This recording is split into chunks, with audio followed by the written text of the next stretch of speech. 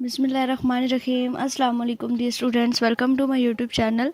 आज हम करेंगे MTS 603 का लेक्चर नंबर 5। इंशाल्लाह जितने लेक्चर्स हमसे आज की वीडियो लेक्चर में कवर हो सके हम करेंगे।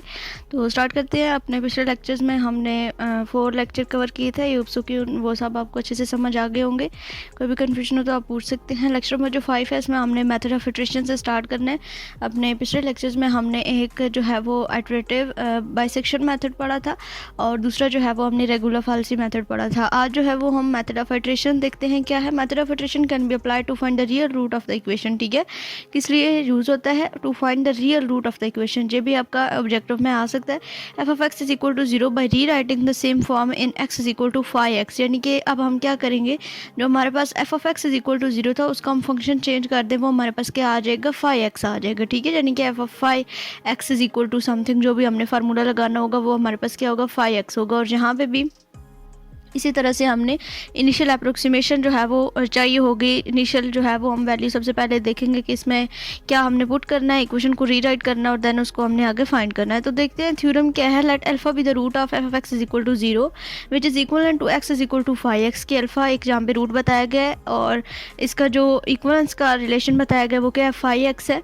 And I be any interval containing the point x is equal to alpha. और i जो है एक इंटरवल भी डिफाइन किया गया है। एंड 5-x यानी कि जो हमें दिया गया होगा फंक्शन उसका अब हमने डेरिवेटिव लिया less than equal to 1 for all x belongs to i, यानी कि इंटरवल से बिलोंग करेगा जितने भी x हम उसमें एलिमेंट्स लेंगे वो। Then the sequence of the approximation x1 x2 x3 up to xn will converge to the root alpha provided the initial approximation x not is chosen in 1। यानी कि एक जो है वो हम इनिशियल जो वैल्यू हम लेट करेंगे वो हमारे पास क्या होगी, x नॉट की वैल्यू होगी। एग्जांपल देखते हैं, आपको अच्छे से समझ आ जाएगी। एक एग्जांपल आपको करवाऊंगी और बाकियों का concept. F of X is equal to जो भी फंक्शन दिया गया होगा वो, और उसको हमने सबसे पहले रीराइट करना होगा। यानी कि उसमें से जो भी एक फंक्शन होगा, जैसे कि ये हमें जो दी गई इक्वेशन ये x है, ठीक है, x में ये एक फंक्शन दिया गया, हमें x का फंक्शन है, तो इसमें से हम x को एक साइड पे कर लेंगे क्योंकि हमें फंक्शन क्या बनाना है, अकॉर्डिंग टू थ्योरम हमने 5x बनाना है। ठीक है, तो यहाँ पे इसको हमने रीराइट कर लिया। x इज इक्वल टू 1/2 ये वाला पहले हम जो है वो -2x पूरा दूसरी साइड पे लेके गए हैं जब, तो इधर cos x प्लस 3 था, फिर 2 इधर इस साइड पे जब मल्टीप्लाई था तो इधर आके डिवाइड हो जाएगा, तो ये 1/2 cos x प्लस 3 आ जाएगा। तो ये अब जो हमारा x का फंक्शन है ये किसकी इक्वल है, हमारे पास 5x की इक्वल है, तो हमने लिख दिया 5x is equal to this function. अब f of x is equal to क्या था, जो गिवन था वो हमने लिख लिया। और इसमें अब हमने जो है वो इनिशियल वैल्यूज़ दो हमने लिए, f1 और f2। अब f1 और f2 क्यों लिए, f0 और f1 क्यों नहीं ली, क्योंकि मैंने आपको बताया था पिछले लेक्चर में कि उनको पुट करने से यहाँ पे हमारे पास आंसर सेम मतलब अपोजिट नहीं आते हैं। मे बी आप बेशक इनको चेक कर सकते हैं, ये बात बिल्कुल ठीक है जो मैंने आपको बताई है पिछले लेक्चर में भी, कि 0 और 1 हम तब पुट करेंगे जब हमारे पास उनको पुट करने के बाद जहाँ पे 2 लाइनें हैं, जस्ट सिंपल सी वेरिफिकेशन होती है, हम खुद चेक कर सकते हैं, डायरेक्ट कैलकुलेटर से भी कर सकते हैं कि एक का आंसर नेगेटिव और एक का पॉजिटिव आना चाहिए। अगर आता है तो वेल, अगर नहीं आता तो फिर हम अपने जो अप्रोक्सीमेशन है उसको हम चेंज करेंगे। तो यहाँ पे इसलिए 1 और 2 लेट किया गया क्योंकि 1 को पुट किया तो हमारे पास आंसर ये आया पॉजिटिव में, और जब हमने 2 को पुट किया तो हमारे पास आंसर क्या आ गया था, नेगेटिव में आ गया। अब रूट जो है वो इन दोनों के दरमियान लाई करेगा। अब हमने क्या करना है, क्योंकि अकॉर्डिंग टू फंक्शन अब हमने यहाँ पे इसका derivative, sorry according to theorem अब हमें इस फंक्शन का डेरिवेटिव भी चाहिए। तो सिंपल हमने क्या किया, जो फंक्शन दिया गया था उसका हमने ले लिया डेरिवेटिव, उसका डेरिवेटिव लिया। तो 5-x and 5-2 is less than 1, so the method of iteration can be applied. ठीक है, अब जहाँ पे 1/2 किसकी इक्वल होता है, 1.5, तो ये हमने लिख लिया यहाँ पे 1.5। x नॉट की क्या वैल्यू हमारे पास आ गई है, 1.5 आ गई है। ठीक है, अब x1 इज इक्वल टू 1/2 जो फंक्शन था cos x प्लस 3, ये फंक्शन था ना हमारा, हमने ये लेट किया था 5x equal to 1/2 cos x plus 3। तो अब यहाँ पे हमने क्या फाइंड किया, x1 फाइंड किया, पहले x1 फाइंड किया तो सिंपल इसमें ये वैल्यू आ जाएगी। देन नेक्स्ट जब हम चलेंगे x नॉट आएगा x1 में, ठीक है, cos x नॉट आएगा। जब x2 फाइंड करेंगे तो cos x1 आ जाएगा, जब x3 फाइंड करेंगे तो cos x2 आ जाएगा। ठीक है, सिंपल मतलब यही वैल्यू फिर नेक्स्ट में यूज़ होगी और इसका जो आंसर रहेगा वो नेक्स्ट में यूज़ होगा, और इस तरह से हम इसकी इटरेशंस को फाइंड कर सकते हैं, ठीक है। So this is the required root correct up to 5 place of decimal. इनके पॉइंट के बाद जहाँ पे इसने 5 नंबर्स जो हैं वो लिखे।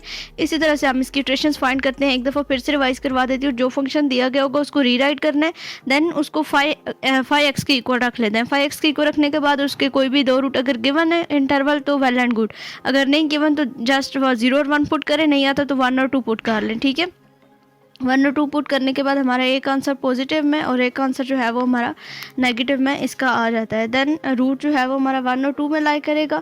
उसके बाद हमने एक्स नॉट की एक वैल्यू हमने ले ली 1.5, जो कि हमारा यहाँ पे फंक्शन बना था, वो हमारा आगे 1.5। देन आगे हमारा जो है वो x1 की वैल्यू हमने फाइंड की, तो उसके लिए हमारा एक्स नॉट की वैल्यू को अब हमने पुट करना है जो हमने इंटरवल लिया। देन x2 को जब हमने फाइंड करना है तो यहाँ पे हमारे पास x1 यूज़ होगा। जब हमने x3 को फाइंड करना है तो देन हमारा यहाँ पे x2 यूज़ होगा।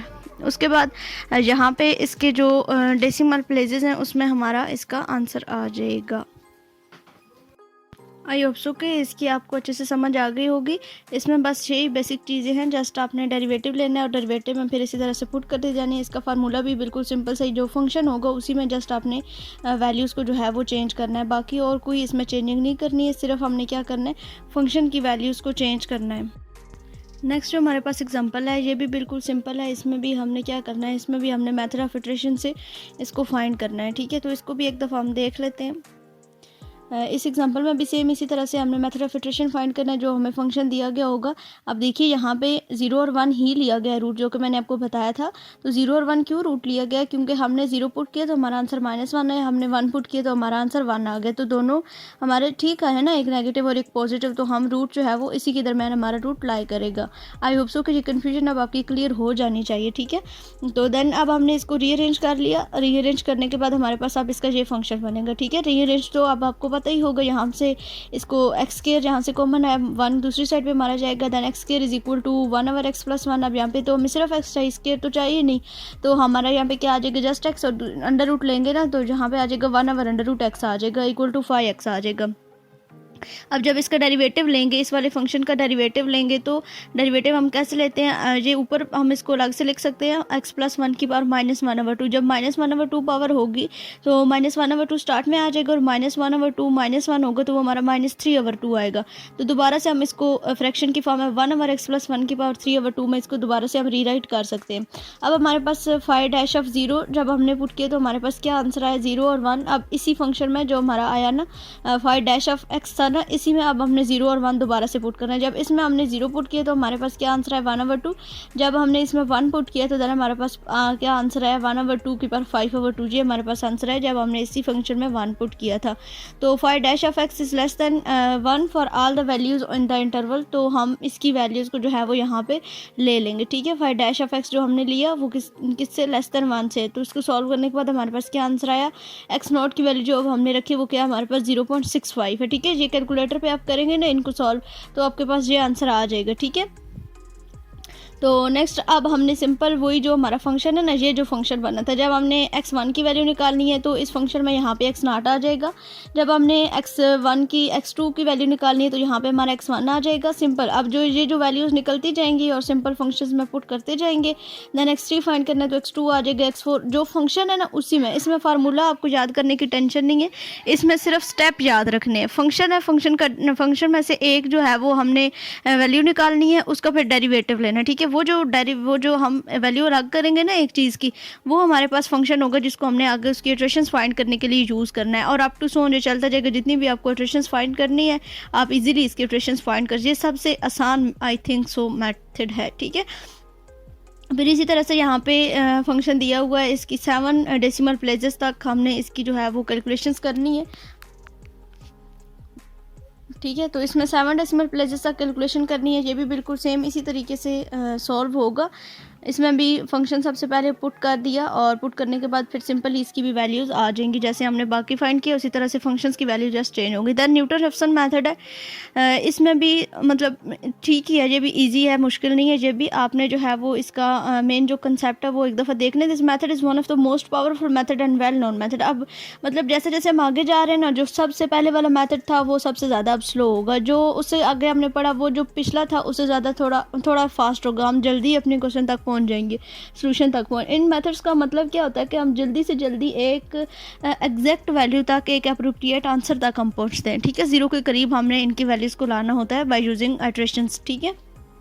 तो न्यूटन रैप्सन मेथड है, इसमें भी हमने फार्मूला ही यूज़ करना है। F of X equal to zero formula many be derived in many ways. The simplest way to derive this formula by using the first two term in the Taylor series, यानी कि Taylor series की first two term use करके हम इसका formula निकाल सकते हैं। तो फार्मूला इसका जो होता है X N plus one is equal to X N minus F X N divided by F dash of X N, ठीक है। ये इसका फार्मूला होता है, ये आपने याद रखना है न्यूटन रैप्सन मेथड का। अब सबके मतलब अलग अलग फार्मूले हैं, कोई चीज़ मिक्स होने वाली नहीं है, लेकिन फिर भी अगर कुछ समझ नहीं आ रहा हो तो आप इसको बार बार प्रैक्टिस करें। फार्मूला सबके बेशक आप एक कॉपी पे लिख के कि ये आल्ट्रेशन मेथड का फार्मूला आप अपनी ज़ुबान में, अपनी लैंग्वेज में उसको ट्रांसलेट करें। मतलब अगर सबसे पहले हमने बाइसेक्शन मेथड पढ़ा तो उसमें हमने कौन कौन से स्टेप करने हैं, देन हमने रेगुलर फाल्सी मेथड पढ़ा है तो उसमें हमने कौन कौन से स्टेप करने हैं, देन हमने आल्ट्रेशन का मेथड पढ़ा है उसमें हमने कौन कौन से स्टेप करने हैं, और अब हम न्यूटन रैप्सन मेथड पढ़ रहे हैं तो इसमें हमने कौन कौन से स्टेप करने हैं। और इनका फार्मूला ये आप एक साइड पर लिख के रख लें। जब भी आपको कोई चीज़ मतलब लगे कि नहीं ये यहाँ से ऐसे नहीं तो ऐसे, फटाफट से आप उस फार्मूले को देख के जस्ट आपको ज़्यादा हैंडआउट्स को स्क्रॉल डाउन करने की ज़रूरत नहीं पड़ेगी, जस्ट आपने फार्मूला देखना है और अपने क्वेश्चन को शुरू कर देना है, स्टार्ट करना, ठीक है। तो इसका ये फार्मूला यहाँ पे एन की वैल्यूज़ को हम चेंज करते हैं और हमारी इटरेशंस इसी तरह से फाइंड होती हैं। यहाँ पे ये आपके हैं पॉइंट है कुछ, इनको आप रीड कर लीजिएगा, ठीक है। और उसके अलावा हम एग्जांपल देखते हैं। ये फंक्शन हमें दिया गया है, ठीक है। इसको हमने कहा कि हमारा एफ ऑफ एक्स है।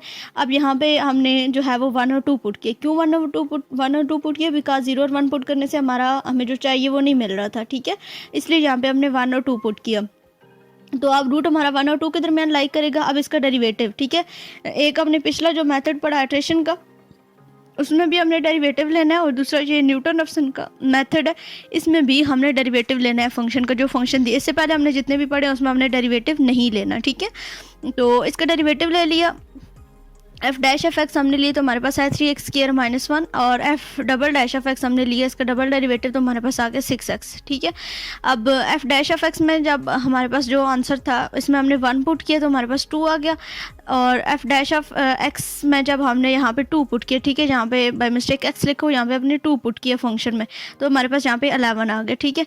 तो एफ डबल डैश जो हमने डबल डेरिवेटिव इसका लिया उसमें हमने 1 पुट किया तो 6 आ गया, उसमें हमने 2 पुट किया तो हमारे पास क्या आ गया 12 आ गया। तो f2 and double dash of 2 have the same sign, so x not is equal to 2। तो x नॉट की अब हमारे पास क्या वैल्यू आएगी? 2 वैल्यू आएगी, जो कि हमने यहाँ पे स्टार्टिंग में ली थी। इन दोनों के साइन सेम है तो ये x नॉट की वैल्यू जो है हमने 2। The second approximation is computed using the Newton Raphson method as कि अब हमने नेक्स्ट किस तरीके से इसको फाइंड करना है। x नॉट तो हमारा फाइंड हो गया, x1 is equal to x not minus F of X divided by F dash of X, ये आपका x1 का फार्मूला है। अब जैसे जैसे आप आगे जाएंगे तो आपका ये फार्मूला होता जाएगा चेंज। x1 है तो x नॉट आएगा, x2 है तो x1 आएगा, x3 है तो x2 आएगा। सेम वही स्टेप्स आपके आ रहे हैं जो आपने इससे पिछले मेथड में इटरेशन के मेथड में पढ़े, उसमें वही फंक्शन होता था, लेकिन इसमें थोड़ा सा जो चेंज है कि यहाँ पे फार्मूला है। बाकी सेम वही, हमने x नॉट की वैल्यू पुट कर दी, एफ ऑफ एक्स की पुट कर दी, एफ डैश ऑफ एक्स की भी जो हमने निकाली वो भी पुट कर दी, x नॉट की निकाली वो भी पुट कर दी, इक्वल टू दिस, ये आंसर आ गया। अब ये जो आंसर है इसको हमने फंक्शन में पुट करना है, हमारे पास ये आंसर आ जाएगा, ठीक है। फिर उसी को हमने जो हमने डेरिवेटिव लिया उस वाले फंक्शन में पुट करना है तो हमारे पास ये इसका यहाँ पे आंसर आ जाएगा। फिर जहाँ से अब हमने x2 निकाली है, x2 की वैल्यू में अब हमारे पास ये चूज़ होगा 1 पॉइंट, यानी कि x1 की वैल्यू चूज़ होगी x1 minus F x1 divided by F dash of x1। तो x1 की वैल्यू क्या है हमारे पास ये है 1.54545। F dash of F x1 की वैल्यू हमारे पास क्या निकली है? ये निकली है 1.14567, और एफ डैश ऑफ x की क्या वैल्यू निकली है? हमारे पास निकली 6.16487। ये वैल्यूज आपको यहाँ पे दिख रही होंगी, ठीक है। ये यहाँ पे थोड़ी सी ये मिस्टेक हुई है, इसको आप कैलकुलेशन करके चेक कीजिएगा, जो भी एग्जैक्ट वैल्यू आती है वो आपने यहाँ पे लिख देनी है, ठीक है। इसको सॉल्व करने के बाद ये आपका आंसर आ जाएगा। देन आप इसका जो आंसर आया उसको सिंपली फंक्शन में पुट करना है, फिर इसी फंक्शन को डेरिवेटिव में पुट करते जाना, और x2 x3 x4 up to so on and term तक जितनी भी आपको इटरेशंस चाहिए वो आपके यहाँ से निकलती रहेंगी, ठीक है। और इसके अलावा method such as bisection method and the first position method of finding the roots non linear F of X is equal to 0 require the bracketing of the roots by 2 guesses. मतलब 2 गेस हमको यहाँ पे चाहिए होते हैं, एक F x होता है और एक उसका डेरिवेटिव भी होता है। Such method is called the bracketing method. इन मेथड्स को आप ब्रैकेटिंग मेथड भी कहते हैं। ये आप माइंड में रखिएगा, इस तरह का आपका आ सकता है MCQs, ठीक है। In the Newton Raphson method the root is not bracket, but उसमें जो दूसरा होता है हमारा बाइसेक्शन मेथड में, उसका आपका ब्रैकेटिंग आता है, ठीक है। इसमें only initial guess root is needed to get the iterative process started to find the root of the equation and is the method falls in the category of open method, ठीक है। ये open method में category में fall करता है। ये छोटी छोटी चीज़ें होती हैं, इनको आप देखा करें। उसके बाद यहाँ पे इसमें कुछ इतना ज़्यादा इम्पोर्टेंट नहीं है, ये वही फार्मूला दोबारा से दिया हुआ है कि हम n की जगह पे i भी पुट कर सकते हैं, ठीक है। उसके बाद डिवीजन ऑफ ज़ीरो और non zero, if an iteration we come across the division by zero और near zero number then we get large magnitude for the next value xi+1, यानी कि यहाँ पे अगर हम इटरेशन उसके करते जाए, इतनी ज़्यादा हम करीब ज़ीरो के पहुँच जाए, तो फिर हम वहाँ पे उसका मैग्नीट्यूड जो है वो लेते हैं। Then root jumping, in some cases where the function f of x is not oscillating, f of x is oscillating and has a number of roots.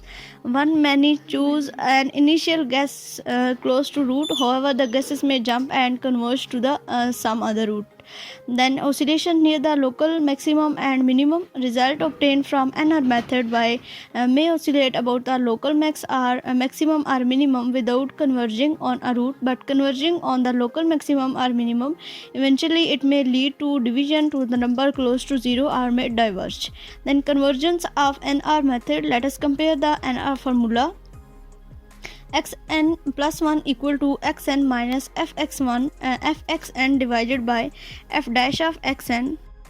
ये जो मैंने रीडिंग की है इसमें कुछ इतना ख़ास नहीं था, इसमें जस्ट रीडिंग ही है, इसमें बस और कुछ भी नहीं करने वाला, बस यही आपने जो है वो इनकी रीडिंग करनी है। ये मैंने ही आपको रीड कर दी है, इसमें कुछ भी नहीं है, जस्ट सिंपल सी बातें हैं, तो आप बेशक ये स्किप भी कर सकते हैं, ठीक है। उसके बाद आगे इसका जो फार्मूला है इसको कंपेयर करते हैं दोनों फार्मूलाज के साथ, तो फिर एक नया फार्मूला यहाँ पर बनता है हमारे पास xn+1 xn minus F X N divided by F dash F X. और ये जो हमने मतलब दोनों फार्मूलाज पढ़े हैं न्यूटन रफसन का और इससे पहले जो हमारा मेथड था इटरेशन का, उन दोनों के फार्मूलाज को कंपेयर करके हमारे पास एक जहाँ पे एक सिंपल सा फार्मूला बन जाता है 5x equal to x minus F X divided by F dash F X. The iteration method converges, ये कन्वर्ज कब करता है, जब ये लेस देन 1 होता है। और उसके बाद आगे अगर हम आ जाएँ तो यहाँ पे हमारे पास एग्जाम्पल है इसकी, Newton scheme of iteration for finding the square root of the positive number N. ये मतलब इस तरह कोई नहीं है इसमें इतना कोई खास करने वाला, जस्ट यहाँ पे यही नंबर है और वही फंक्शन है सिंपल से, और उन्हीं को डेरिवेट करके उसको जो है वो इसी फार्मूले में सिंपल पुट किया जा रहा है, ठीक है। ये जो हमने दोनों फार्मूलाज को कंपेयर करके फार्मूला इसका लिखा है ना, वही फार्मूला, ठीक है। जैसे कि √12 है तो 3 4 12 होता है, तो उन दोनों को अलग अलग कर दिया है, ठीक है। तो 3 √9 का होता है और 16 का होता है हमारे पास 4, तो यहाँ पे x0 की वैल्यू निकाली गई है 3 + 4 divided by 2 is equal to, यानी कि ये जो हमारे पास दोनों फंक्शन आए हैं ना, इन दोनों को ऐड करके divided by total number and equal to 3.5 आ जाएगा। और सिंपल फिर इसको ये जो फार्मूला यहाँ पे दिया है ना इन्होंने, इसमें इनको पुट कर दिया, ठीक है। ये इस तरह के क्वेश्चन नहीं है इतना ज़्यादा इंपॉर्टेंट, आपने जो है वो बेसिक जो कंसेप्ट रखना है वो इन सारे मेथड्स का रखना है। उसके बाद हमारा सेकंड मेथड है, सेकंड मेथड में जो है वो फार्मूला डिफरेंट यूज़ होगा सेकंड मेथड का। यहाँ पे आपके पास ये फार्मूला यूज़ होगा, ठीक है। इसमें क्या होता है कि वो replace the derivative of dash of X N by the difference ratio, यानी कि यहाँ पे अब हमारे पास डिफरेंस मतलब माइनस हो जाते हैं और रेशो मतलब कि डिवीजन में हमारे पास वो उसकी रेशोज आती हैं, ठीक है।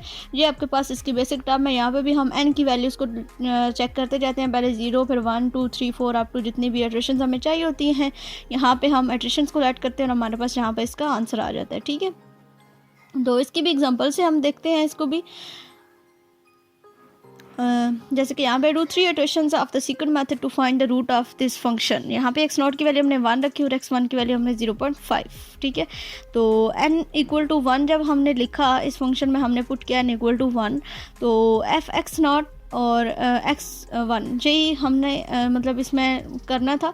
x0 पहले हमने लिया तो f डैश ऑफ 1 इस फंक्शन में हमने 1 पुट कर दिया, देन f xn x1 है तो x1 की वैल्यू हमारे पास क्या है 0.5। ये 0.5 क्यों रखी, क्योंकि हमारा आंसर यहाँ तक बन जाता था, ठीक है।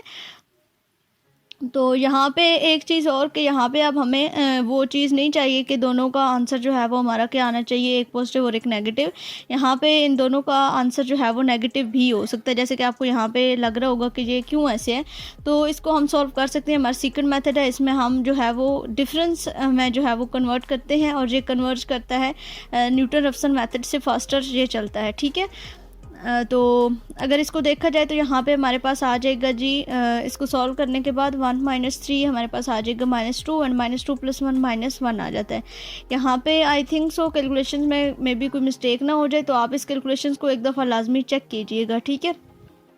देन x2 जब फाइंड किया ना, तो जो मैंने आपको फार्मूला बताया उसमें अब यहाँ पे x1 रिप्लेस हो जाएगा। जब हम n2 पे जाएंगे, x2 पे जाएंगे तो x3 पे सॉरी जाएंगे, जब n = 2 पुट करेंगे तो x3 हमारे पास आ जाएगा। तो देन फिर हमारे पास क्या हो जाएगा, यहाँ पे x2 और x1 आ जाएगा, ठीक है। सिंपल फार्मूला है। आप ये फार्मूला आपका काम है याद करना और बाकी सिंपल वैल्यूज़ पुट करनी है और इसको सॉल्व कर देना। बाकी इसमें वो मतलब क्या कहते हैं, इंटरवल्स नहीं देखे जाते कि अब कंपेयर नहीं किया जाता कि ये <0 आ रहा है या नहीं आ रहा, ठीक है। वही जो मैंने अभी आपको बताया कि यहाँ पे इसकी वैल्यू दोनों नेगेटिव हैं। तो ये क्यों, क्योंकि हमने यहाँ पे इनको मल्टीप्लाई करके इसका इंटरवल नहीं चेक करना, ये किस में फॉल कर रहा है किस में नहीं कर रहा। बस जो हमारा आंसर आएगा उसी को नेक्स्ट फंक्शन में पुट कर देना और वो x2 होगा और सिंपली उसी फार्मूले में हमने इसकी वैल्यूज़ को पुट करना है, तो हमारा यहाँ पे इसका आंसर आ जाएगा। ये भी आसान से ही है, बस जिसमें फार्मूला याद करने के लिए थोड़ी सी आपको होगी स्टार्टिंग में, लेकिन अगर एक दफ़ा पता चल जाएगा कि x0 का क्या फार्मूला, तो देन x1 x2 x3 और x4 up to so on आपका ये चलता रहेगा। उसके बाद मूलर्स मेथड है, ये हमारा अगले लेक्चर में ज़्यादा डिटेल से, तो हम वहीं से देखते हैं। इसका मूलर्स मेथड का लेक्चर नंबर 8 है, ठीक है। Muller's method is the generation of the second method. और ये जो चीज़ें हैं ये ऑलरेडी मैं आपको हाईलाइट करवा चुकी हूँ ऑब्जेक्टिव के लिए, जो हमने एक लेक्चर किया था लेक्चर नंबर 8 to 14, उसमें सारा ऑब्जेक्टिव क्लियर था। तो हम जो है वो इसके सब्जेक्टिव को देखते हैं कि इसमें सब्जेक्टिव हम इसको किस तरीके से इसका सॉल्व करते हैं। इसमें हमने 2 इटरेशंस फाइंड करनी है मूलर्स मेथड को यूज़ करते हुए। ये हमारे पास इसका दिया हुआ है फंक्शन है, इक्वेशन है, और x0 की, x2 की और x1 की वैल्यू दी गई है, ठीक है। अब यहाँ पे हमें 3 वैल्यूज़ दी गई हैं, 3 इनिशियल गेसेस दिए गए हैं, ठीक है। तो सबसे पहले हमने f(x0) फाइंड कर लिया और जो वैल्यू यहाँ पे दी गई थी वो फंक्शन में पुट कर दी। देन x1 फाइंड कर ली, जो वैल्यू दी गई थी वो, x2 भी हमने फाइंड कर लिया। अब यहाँ पे आपको 3-4 फार्मूले, इसमें थोड़े से ज़्यादा फार्मूलाज हैं, तो ये थोड़ा सा आपको प्रैक्टिस करनी पड़ेगी। आप लिख के इनको याद करेंगे तो आपको ये आसानी से याद हो जाएंगे। ए का फार्मूला आपको अलग से चाहिए होगा, बी का फार्मूला आपको अलग से चाहिए होगा। उसके अलावा जो बेसिक चीज़ है वो आपकी ये है, ठीक है, ये एक्स वाली, ठीक है। एक्स में आपका ए और बी और सी यूज़ हो रहा है, तो दैट्स वाई आपको यहाँ पे ए बी सी जो है वो फाइंड करना पड़ेगा। जो आपका होगा ना सी, वो आपके पास जो है वो आपका f0 होगा। f0 की जो वैल्यू होगी वो आपका सी होगा। सी के लिए आपका कोई फार्मूला नहीं है। उसके अलावा h1 और h2 के लिए आपको फार्मूला चाहिए होगा, बिकॉज आपका h जो a है ना वो आपका h यूज़ हो रहा है ए वाले फार्मूला में। तो ये आपको फार्मूलाज को याद करना है और बाकी बिल्कुल सिंपल आपने वैल्यूज़ को पुट करना है और इसका आंसर आएगा, ठीक है। इसी तरह से ये आपका x1 के लिए होगा, ठीक है। ये इटरेशंस आपने जो की हैं। उसके अलावा जब आगे आप जाएंगे तो x2, ठीक है। अब जब आपने n = 1 पुट किया तो देन आपका यहाँ पे x2 आ जाएगा। फिर x0 की वैल्यू आपकी सेम इसी तरह से चेंज हो जाएगी। जो यहाँ पे आपका आंसर आया था ना वो आपका यहाँ पे x0 की वैल्यू आ जाएगी और x1 की वैल्यू आपकी 0.5 जो कि आपको यहाँ पे फंक्शन में गिवन है वही आपकी x1 की वैल्यू हो जाएगी। मतलब वैल्यूज़ को अब यहाँ पे थोड़ा सा आपने चेंज करना होगा, ठीक है। देन फिर वही h1 की वैल्यू निकाल लेनी। अब x2, x0 और x1 तीनों चेंज हो गए ना, तो दोबारा से h की, c की, a की और b की वैल्यू आपको निकालनी पड़ेगी और बस आपका यहाँ पे इसका आंसर आ जाएगा। 3 इटरेशंस करनी, तो x0, x1 और x2 यहाँ पे आपका आंसर आ जाएगा। उसके बाद ग्राफी स्क्वायर रूट मेथड है, इसका कोई इतना इंपॉर्टेंट नहीं है, ये इसमें से पेपर आपका नहीं आता है। इसको बेशक आप जो है वो स्किप कर सकते हैं, ये इंपॉर्टेंट नहीं है पेपर के पॉइंट ऑफ व्यू के लिहाज से, इसलिए मैं इसको स्किप करवा रही हूँ आपको। ओके आगे जो है वो हमारा लेक्चर नंबर 9 है। इसमें solution of linear equation, system of equation and matrix conversion, m is greater than equal to n। ये भी जो है वो ऑलरेडी मैं आप लोगों को सारा कुछ बता चुकी हूँ, समझा चुकी हूँ कि किस तरीके से इसके MCQs आपके बनते हैं। तो हम इसका सब्जेक्टिव पार्ट देख लेते हैं कि इसका सब्जेक्टिव कैसे हम लोग सॉल्व करते हैं। Solve the following system of equation using the Gaussian elimination method. तो जो यहाँ पे हमें फंक्शन दिया गया होगा ना, ठीक है, यहाँ पे अब लीनियर इक्वेशन आपको दी गई हैं बेसिकली, ठीक है। फंक्शन को छोड़े आप हमारे लीनियर इक्वेशन की ये हमारी बात है।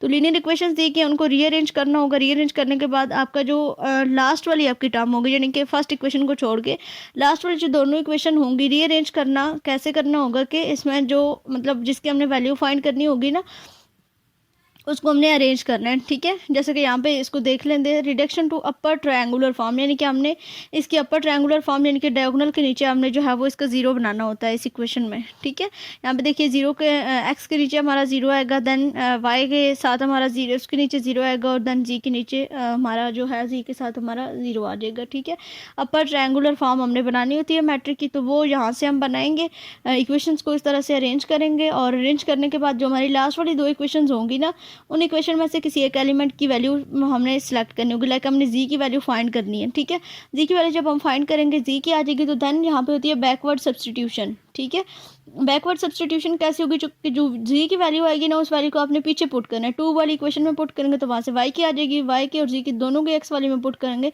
तो वहाँ से आपके पास एक्स की वैल्यू आ जाएगी। ये है आपका ये कौन सा गॉसियन एलिमिनेशन मेथड। कैसे इक्वेशंस को अरेंज किया, अरेंज करने के बाद आपका जो है वो आप इसको दूसरी तरह भी अरेंज कर सकते हैं, मतलब आप इसका मैट्रिक बना के भी इसको सॉल्व कर सकते हैं। ठीक है, मैट्रिक बना के आप इसका अपर ट्रायंगुलर, वो ज़्यादा मेरे ख्याल में इजी रहता है, इस तरह थोड़ा सा डिफिकल्ट होता है क्योंकि यहाँ पे तो बहुत शॉर्ट सा दिया हुआ। इसका मैट्रिक बनाइए 2 3 -1 4 4 3 -2 3 एंड -1। तो आपका जो डायगोनल है उसके नीचे जो है वो आपका आ जाएगा 0 0 आ जाएगा, उसमें आप 0 0 बना लें, बाकी फिर आपकी वैल्यूज़ सिंपली आती जाएंगी। ठीक है, और 5 3 1 जो आपका 20 साथ ही चलेगा, और जब आपके डायगोनल के नीचे आपके 0 0 बन जाएंगे तो वो आपका जो है वो अपर ट्रायंगुलर मैट्रिक बन जाएगा, और उसके बाद आपकी आप वैल्यूज़ खुद ब खुद आपको समझ आ जाएगी कि उसका एंड वाला बचेगा, तो वो जी की वैल्यू सामने वाली होगी। देन उससे ऊपर आप वाई की और एक्स की इजीली दोबारा से वहाँ से क्वेश्चंस बना के सॉल्व कर सकते हैं। अगर किसी को नहीं समझ आ रही तो व्हाट्सएप ग्रुप ज्वाइन कीजिए और मैं आपको जो है वो इसकी मज़ीद समझा दूँगी। उसके बाद पार्शियल और फुल पार्टिंग क्या होती है, ये तब हम यूज़ करते हैं जब हमने इस फंक्शन को सॉल्व करना है। तो यहाँ पे हमारा जो इसका पाइवट एलिमेंट है ना, फर्स्ट वाला, वो हमारे पास जीरो आ जाता है, देन हम पार्शियल पाइवटिंग या फुल पाइवटिंग यूज़ करते हैं। ठीक है, तो इसका देखते हैं एग्जांपल। इसमें देखिए यहाँ पे ये तो ठीक है, ये तो ऐसे ही है विद पार्शियल पाइवटिंग, इसने कहा कि इसको सॉल्व करें। तो ये जैसे मैंने आपको बताया कि इसमें हम अब ये बना के ना, क्या कहते हैं इनको, मैट्रिक बना के इसको सॉल्व कर सकते हैं। ठीक है, तो यहाँ पे मैट्रिक बना के इसको सॉल्व किया गया। यहाँ पे फिर इसकी अपर ट्रायंगुलर फॉर्म बनाई गई है, वही जो मैंने अभी आपको बताया था। अपर ट्रायंगुलर फॉर्म बनाने के बाद दोबारा से यहाँ से इक्वेशंस बनाएंगे। अब जी की वैल्यू हमारे पास क्या आई है, 3 आई है।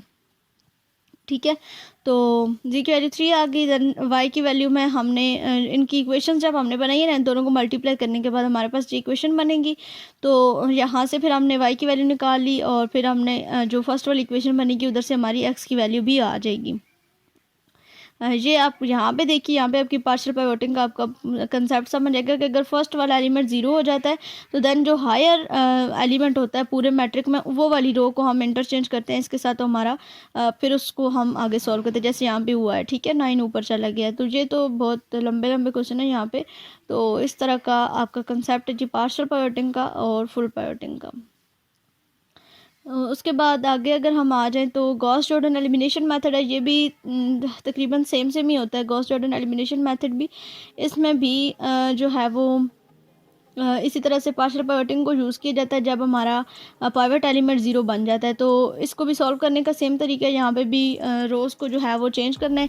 आप ये जो आपका है ना 4 8 और 16, इसको इस मैट्रिक के अंदर लिखे एक मैट्रिक बना के भी कर सकते हैं। दरमियान से एक्स वाई जी को थोड़ी देर के लिए साइड पे कर दीजिए और इनको एक साथ लिख के फिर इनकी वैल्यूज़ को फाइंड कर लीजिए। और इसमें जो है वो आपने अपर और लोअर दोनों साइड पर आपने ज़ीरो बनाना होता है, मतलब इसको एज आइडेंटिटी मैट्रिक यहाँ पर आपको बनाना होता है, और फिर इसकी वैल्यूज़ जो हैं वो आपके पास निकलती हैं गॉस जॉर्डन एलिमिनेशन मेथड में। ठीक है, ये आपका बेसिक कंसेप्ट था इसका। तो आई होप सो कि आपको इस लेक्चर की समझ आ गई होगी। अगर कोई भी कंफ्यूजन हो तो आप पूछ सकते हैं। आगे आपका लेक्चर नंबर जो है वो स्टार्ट हो जाता है 11। तो इंशाल्लाह हम अपने अगले लेक्चर में इनको कवर करेंगे। मिलते हैं अपने अगले लेक्चर में, तब तक के लिए अल्लाह हाफिज़।